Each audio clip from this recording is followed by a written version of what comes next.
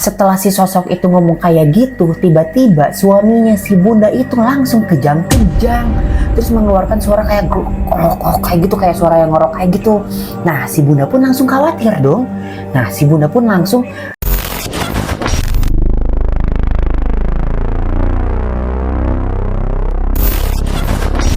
Assalamualaikum warahmatullahi wabarakatuh. Gue di Karamana, balik lagi di Cerita Batur. Oke. Thank you. Nah, di cerita kali ini gue bakal ceritain tentang seseorang petugas yang mau mengungkap kasus pembunuhan di salah satu kota di Jawa Barat. Nah, kota sama nama sama segala macamnya aku samarin ya guys ya, karena privacy juga gitu kan. Nah, si petugas ini disuruh sama kantor yang di kota A menuju ke kota B, yang si kota pembunuhan itu, untuk membantu mengungkap pembunuhan yang ada di kota B gitu. Nah, cerita ini guys menurut gua itu gak terlalu horor ya. Horornya ya emang ada horornya gitu, cuman lebih kesedih sih. Karena apa? Karena si korban yang dibunuhnya itu dia meninggalkan istri sama anak-anaknya, dan kebetulan anaknya juga ada 3 orang anak, dan yang terakhir itu masih kecil, masih 3 tahun, 3 sampai 4 tahunan lah. Dan si korban ini dibunuh sama si orang yang tidak bertanggung jawab dari kota B, karena si korban ini mempunyai hutang yang nggak dibayar-bayar. Akhirnya si yang minjemin uangnya itu kesel, dan akhirnya ya udahlah, hilangin aja. Itu jahat banget ya. Sebelum langsung masuk ke ceritanya, jangan lupa di share, di like, di komen, di subscribe, terus juga kasih saran kalau misalnya ada sesuatu, ada apa-apa di komen ya. Gak usah lama-lama, kita langsung aja masuk ke ceritanya. Oke? Cerita Batur.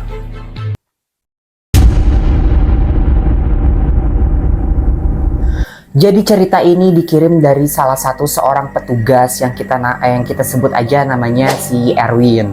Nah, si Erwin ini kejadiannya pada tahun 2019 sebelum COVID. Jadi 2019 awal lah kejadian ini.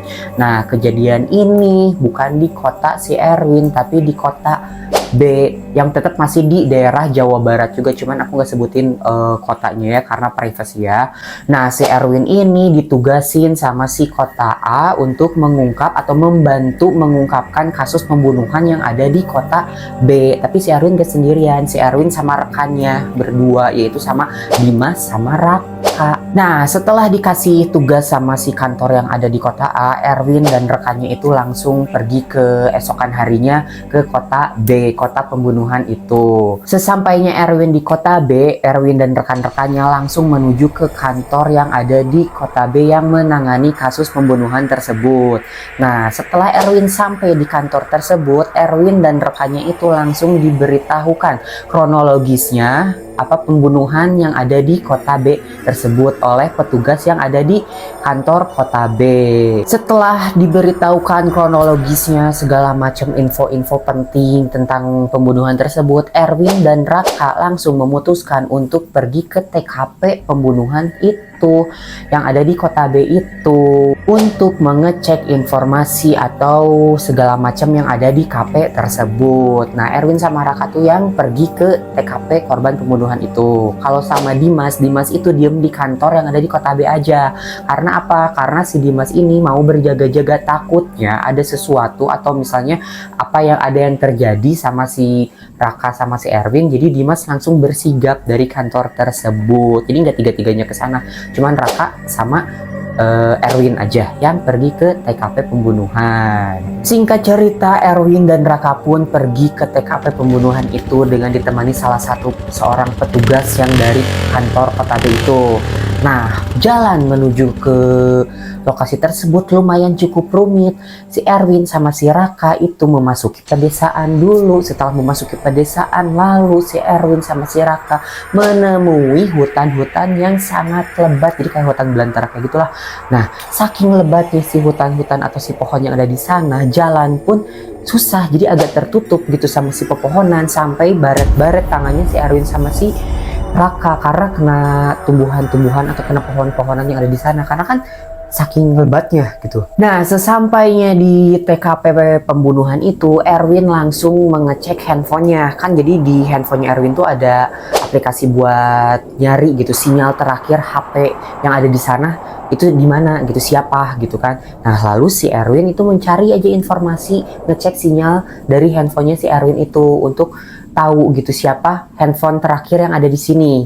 Nah, pada saat sedang ngecek, tiba-tiba angin datang.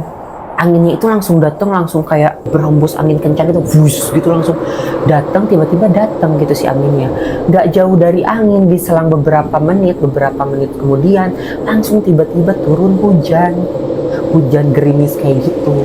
Nah, pada saat itu si Erwin tetap langsung ingin cari informasi yang ada di TKP itu, tapi si Raka bilang ke si Erwin, udah pulang aja sekarang karena ini cuacanya nggak bagus. kata si Erwin. Maksudnya kata si Raka. Kan si Raka yang nyuruh pulang ke si Erwin. Tapi si Erwin tetap nggak mau, tetap ingin nyari informasi dulu yang ada di TKP tersebut, karena kan mumpung ada di situ gitu kan. Kalau misalnya dia pulang dulu terus balik lagi ke sini gitu kan, jalannya tuh kan susah. Jadi mumpung ada di situ, si Erwin itu pingin nyari informasi sebanyak-banyaknya. Tapi Raka tetap kekeh pingin pulang aja, dan si Raka pun ngomong kayak gini ke si Erwin, Mending sekarang pulang aja kalau lu nggak mau ada apa-apa. gitu ke si Erwin dari si Raka. Akhirnya si Erwin pun mau pulang karena si Raka udah bilang kayak gitu. Kenapa si Erwin mau pulang? FYI ya, kalau misalnya si Raka itu ternyata bisa merasakan sesuatu hal yang gak bisa dirasain sama orang-orang lain. Jadi maka dari itu si Erwin itu langsung nurutin kata-kata si Raka pas si Raka udah bilang kayak gitu. Nah, si Erwin sama si Raka pun nggak langsung pulang ke kantor atau nggak langsung pulang ke kota A, tapi si Erwin sama si Raka dari hutan tersebut langsung mengunjungi rumah korban. Nah, pada saat di rumah korban, Erwin menemui seorang istri sama 3 anaknya, tapi yang 2 anaknya dia lupa lagi kayak gimana gitu kan. Yang dia inget cuman anak yang ketiganya yang paling kecil, yang umurnya sekitar 3-4 tahunan. Lalu Erwin sama Raka pun mengorek-ngorek informasi yang dari si istri tersebut gitu kan. Nah, terus kata istrinya itu kalau misalnya si korban ini udah gak pulang berminggu-minggu gitu, selama 1 mingguan lah apa 2 mingguan lah. Nah, terakhir dia pergi itu dia dijemput sama 2 orang cowok. Nah, langsung si korban itu dibawa sama 2 orang cowok tersebut memakai motor, dan cuma 1 motor doang. Jadi si korbannya direngkep 3 gitu loh. Jadi 1 orang itu si korban, 1 orang lagi. Jadi dalam 1 motor tuh 3 orang itu. Nah, dari pergi itu si korban itu, nah sampai sekarang tuh nggak pulang-pulang, dan tiba-tiba ada yang melaporkan ke si istri korban tersebut kalau misalnya si suaminya itu, si korbannya itu udah meninggal dunia dan ditemukan di hutan. Nah, singkat cerita, setelah dari rumahnya korban, Erwin pun dan Raka langsung pergi ke kantor yang ada di kota B. Nah, Erwin, Raka, sama Dimas langsung cari-cari informasi lagi. Jadi, nggak langsung pulang ke kota A, tapi si Erwin, Raka, sama Dimas itu langsung cari-cari informasi lagi di kota B selama 3 hari. Nah, setelah berhasil mengumpulkan banyak informasi di kota A, di kota pembunuhan tersebut, akhirnya Erwin dan rekannya pulanglah ke kota A untuk beristirahat dulu sejenak. Sesampainya di kota A, Erwin dan rekannya pun langsung pulang ke rumahnya masing-masing. Erwin pulang ke rumahnya, Raka, Dimas pulang ke rumahnya juga. Nah, pada saat di rumahnya si Erwin ini langsung bersiap-siap, bersihin diri gitu, bersihin badannya, mandi segala macam, bersiap untuk sholat dan beristirahat. Setelah mandi, sholat dan segala macam, si Erwin pun langsung bergegas untuk tidur karena si Erwin merasakan kaki yang di sebelah kanannya itu sakit banget, pegel kayak gitu. Gak tau kenapa, karena pulang dari TKP tersebut mungkin capek gitu ya, mikirnya si Erwin kayak gitu. Nah, si Erwin pun langsung mematikan lampu dan bergegas untuk segera tidur. Pada saat si Erwin sedang tidur, tiba-tiba si Erwin dibangunkan oleh suara angin kencang yang menabrak gorden yang ada di kamarnya itu. Nah kan gordennya itu bukan gorden kain ya, jadi kayak gorden kertas kayak gitulah yang lipatan-lipatan kayak gitu. Jadi ada suara dari kertas gorden tersebut, dari gorden kertas tersebut yang membangunkan si Erwin. Langsung si Erwin pun mengecek si jendela tersebut, nyalain lampunya. Langsung si Erwin ngecek si jendela tersebut, apakah si jendela itu udah ditutup apa belum gitu. Nah pas si Erwin ngecek si jendela itu, ternyata si jendela itu udah ditutup.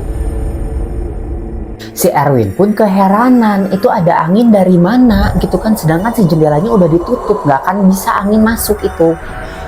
Si pintunya ditutup, apalagi pintu ya kan ditutup ya, si jendelanya ditutup, tiba-tiba itu ada angin gede banget sampai ngebangunin si Erwin. Dia mikir itu angin dari mana gitu kan.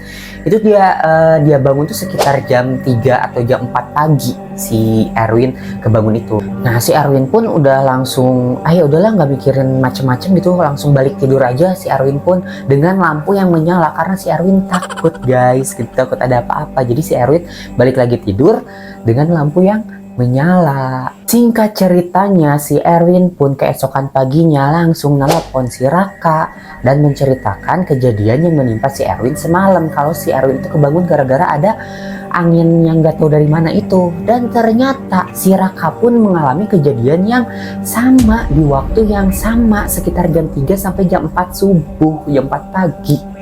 Aneh kan? Singkat cerita di sore harinya si Erwin ini menemui temannya yang kita sebut namanya Aldi ya. Si Aldi ini ya kayak bisa gitulah indigo kayak gitu, cuman nggak terlalu bisa untuk mengobati segala macamnya, dikit-dikit bisa, cuman indigo aja. Nah si Erwin ini mau nanya sesuatu ke si Aldi tentang kejadian semalam yang si Erwin alami. Sesampainya si Erwin di tempatnya si Aldi, langsung si Aldi kan menemui si Erwin, dan si Aldi tiba-tiba berkata kayak gini, Kamu dari mana? Ada tugas dari mana? gitu kata si Aldi. Karena apa? Karena si Aldi ngeliat ada yang nempel di kakinya si Erwin, ada yang megangin kakinya si Erwin kayak gitu.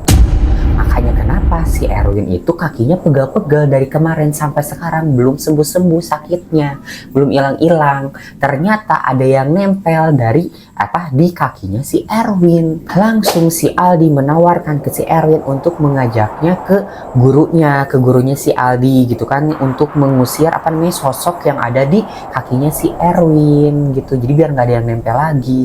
Dan si Erwin pun mengiyahkan ajakannya si Aldi. Singkat cerita, pada hari itu juga Erwin sama Aldi langsung pergi ke rumah gurunya si Aldi yang kita sebut aja namanya Bunda ya. Dia biasanya dipanggilnya Bunda gitu kan, sama si Aldi. Nah, sesampainya di rumahnya si Bunda, si Aldi sama si Erwin langsung disambut oleh si Bunda dan disuruh masuk ke ruang tamu sama si Bunda. Pas duduk di ruang tamu, si Bunda pun langsung nanya ke si Erwin, ada yang bisa Bunda bantu gitu kan ke si Erwin. Si Erwin pun langsung menjelaskan semua kejadian yang menimpa si Erwin, dari mulai si Erwin pergi ke Kota B untuk mengungkap kasus korban pembunuhan, terus juga si Erwin ditempelin sama sosok yang ada di kakinya itu. Nah, langsung si Bunda pun menyarankan untuk mengobati si Erwin. Selain meminta si Bunda untuk ngobatin kakinya si Erwin, si Erwin pun langsung nanya lagi ke si Bunda, minta untuk membantu mengungkapkan si kasus pembunuhan tersebut. Jadi si Erwin tuh minta bantuan si Bunda untuk membantu informasi-informasi lainnya lah dari hal-hal gaib, karena si Erwin dan dari kemarin itu ada menemukan kasus-kasus yang janggal gitu, informasi-informasi yang janggal dari pembunuhan tersebut. Makanya si Erwin minta bantuan si Bunda untuk mengungkapkan kasus pembunuhan yang ada di Kota B itu. Lalu si Erwin pun menceritakan semua kronologis tentang pembunuhan yang ada di Kota B itu ke si Bunda, dan si Bunda pun meminta foto korbannya untuk dilihat gitu kan. Nah si Erwin pun langsung memberikan foto korbannya ke si Bunda. Si Bunda pun langsung menawarkan ke si Erwin, gimana kalau misalnya si arwah si korban itu didatengin aja, terus kita ya cari-cari informasi dari si arwah tersebut. Dan si Erwin pun langsung menyetujuinya yang ditawarkan sama si Bunda. Si Bunda pun langsung melakukan mediasi dan si Bunda memanggil si suaminya si Bunda itu kan. Jadi buat untuk meminjam raganya biar si korban tersebut masuk ke dalam tubuh si suaminya si Bunda. Singkat cerita, si Bunda pun langsung melakukan ritual pemanggilan arwah itu. Nah, si korbannya itu dipanggil buat masuk ke raganya si suaminya si Bunda. Gak lama kemudian tiba-tiba si arwah korban tersebut masuklah ke raganya si suaminya si Bunda itu, dan si suaminya si Bunda itu langsung tiba-tiba kayak gini.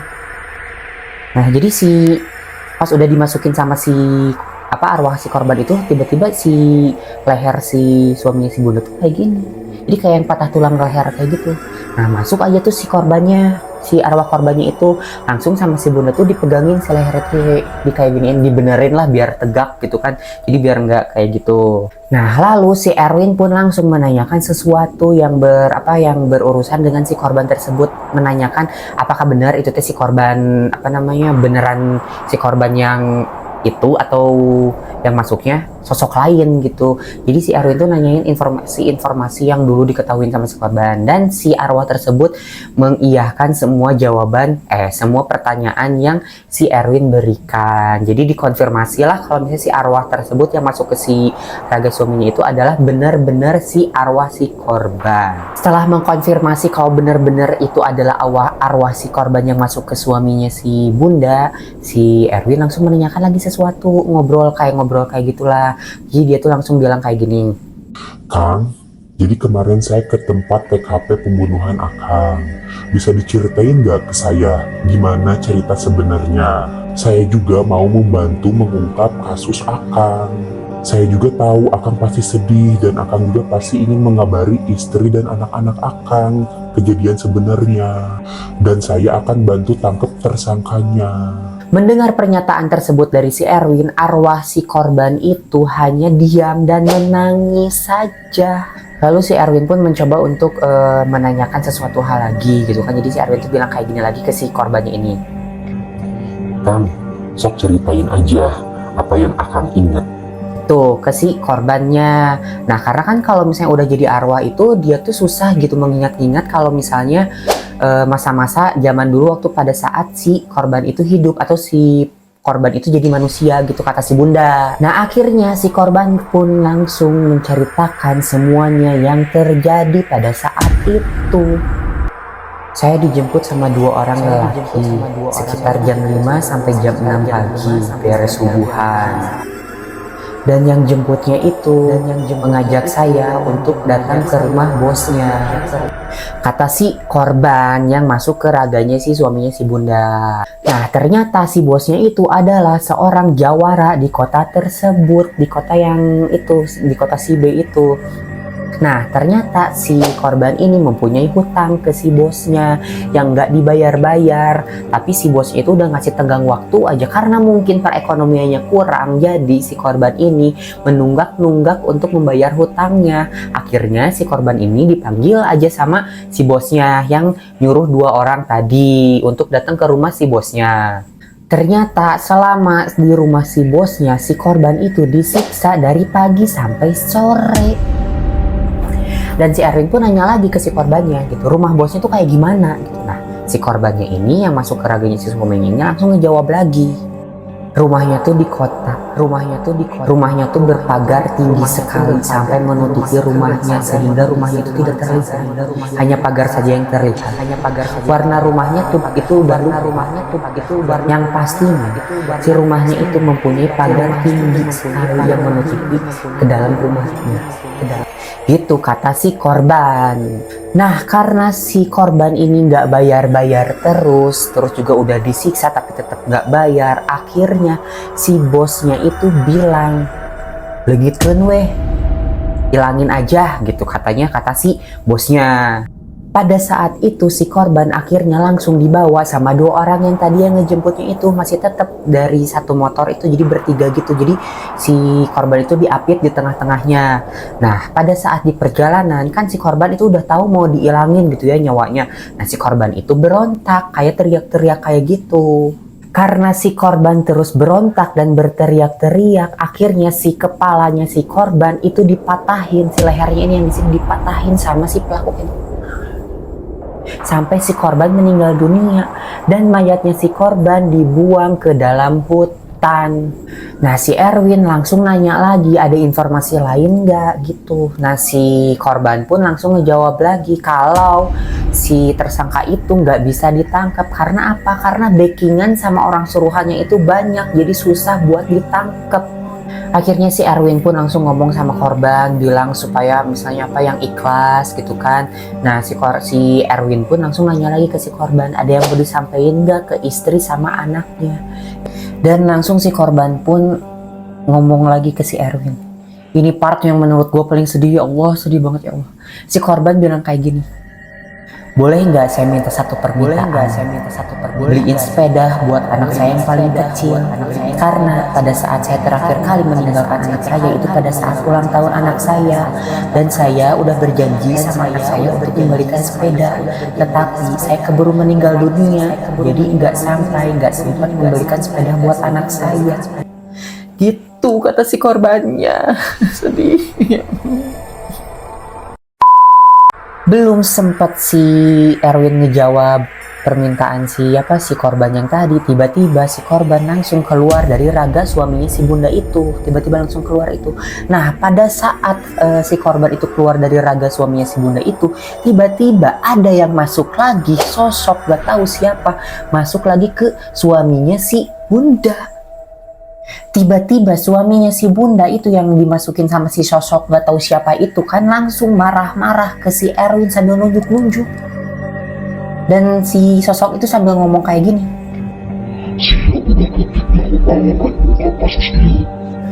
Dan si Erwin pun sontak langsung kaget dong ngeliat si sosok tersebut marah-marah ke si Erwin. Dan si Erwin pun langsung nanya lagi ke sosok tersebut, siapa ini? Gitu kan. Nah si sosok tersebut langsung menjawab lagi sambil marah-marah. Saya belum bisa mengungkap kasusnya. Kasusnya kurang pasti tutup. Saya mengungkap kasusnya kurang silakan. Saya mau datang ke tempat kurang saja. Sontak ngedenger pernyataan itu, orang-orang yang di sana pada kaget dong. Bunda, Erwin sama Aldi pun langsung kaget ngedenger pernyataan tersebut. Aldi sama Bunda pun langsung baca-baca ayat suci Al-Quran. Tapi malah apa yang terjadi saat mereka berdua baca-baca? Si sosok tersebut ngomong kayak gini.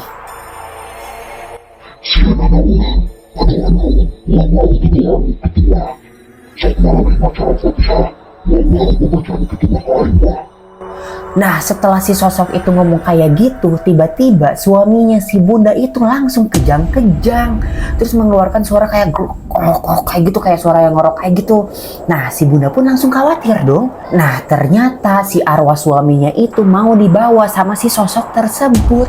Jadi biar kayak dibawa gitu aja. Jadi kayak karena si sosok tersebut marah, jadi kayak si arwahnya si suaminya si bunda mau dibawa sama si sosok itu. Akhirnya si bunda pun langsung mencoba untuk mengusir si sosok tersebut dari raga suaminya itu. Tetapi si bunda kurang kuat. Si sosok itu tidak mau pergi dari raga si suaminya si bunda itu. Akhirnya si bunda minta bantuan si Aldi yang indigo itu. Agar leluhurnya si bunda dipanggil dan masuk ke raganya si Aldi. Biar si leluhurnya si bunda itu yang ngusir si sosok tersebut yang masuk ke suaminya si bunda. Akhirnya si Aldi pun menyetujuinya dan si Aldi pun manggil leluhurnya si bunda itu. Dan tidak lama kemudian leluhurnya si bunda itu langsung masuk ke raganya si Aldi. Dan leluhurnya si bunda sama si sosok tersebut berantem di situ guys.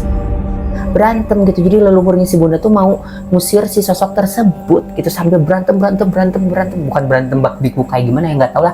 Pokoknya kata si Erwin itu si leluhurnya si bunda sama si sosok tersebut berantem di situ gitu. Singkat cerita akhirnya si sosok tersebut pergilah menghilang dari raganya suaminya si bunda itu. Dan suaminya si bunda itu langsung tertidur lemas gitu, jatuh kayak brag gitu, jatuh karena lemes, capek mungkinnya udah dimasukin dua sosok yang kayak gitu. Dan si bunda pun langsung memberitahu si Erwin kalau misalnya si kasus tersebut udah nggak usah dibantuin lagi. Karena apa? Karena kalau misalnya si Erwin datang ke kota itu lagi, si Erwin tuh udah ditungguin sama orang yang yang dari suruhannya si Jawara itu, si bosnya si korban itu udah ditungguin di pintu kota tersebut. Dan kalau misalnya si Erwin kesana lagi, takutnya si Bunda gitu kan, si Erwin itu dicelakain sama si orang-orang suruhannya si bosnya si korban ini. Nah, ternyata yang masuk ke dalam raganya si suaminya si Bunda yang tadi, yang tiba-tiba marah-marah itu adalah jin pegangannya si bos yang ada di kota B itu, yang ngebunuh si korban. Itu jin pegangannya, jadi si bosnya itu punya pegangan jin itu, yang memata-matai si Erwin dan rekannya, gitu. Singkat cerita, si Bunda pun langsung membersihkan dirinya si Erwin gitu, badannya si Erwin dari hal-hal gaib, terutama membersihkan kakinya yang ditempeli sama si sosok yang nempel dari si kota B itu. Nah, akhirnya si Bunda pun langsung membersihkan aja si Erwin, dan gak lama kemudian si Erwin pun langsung disuruh pulang sama si Bunda untuk beristirahat. Singkat cerita, keesokan harinya Erwin pun langsung memberitahukan rekan-rekannya apa yang terjadi, apa yang dialami si Erwin pada saat kemarinnya itu. Nah, si Erwin ngasih tahu kalau misalnya si kasus tersebut udah nggak usah dilanjutin aja, kita serahin aja pada petugas yang ada di kota B itu. Jadi kita nggak usah ngebantuin lagi. Karena apa ya? Karena kalau misalnya kita balik lagi ke sana bakalan celaka. Gitu kata si Erwin ke teman-temannya. Dan setelah memikirkannya, akhirnya Erwin dan teman-temannya dan rekan-rekannya itu menyetujui kalau misalnya kasus tersebut diserahkan aja di kota B kepada si kota B itu. Jadi si Erwin sama rekan-rekannya udah nggak ikut campur lagi tentang mengungkap pembunuhan yang ada di kota B itu.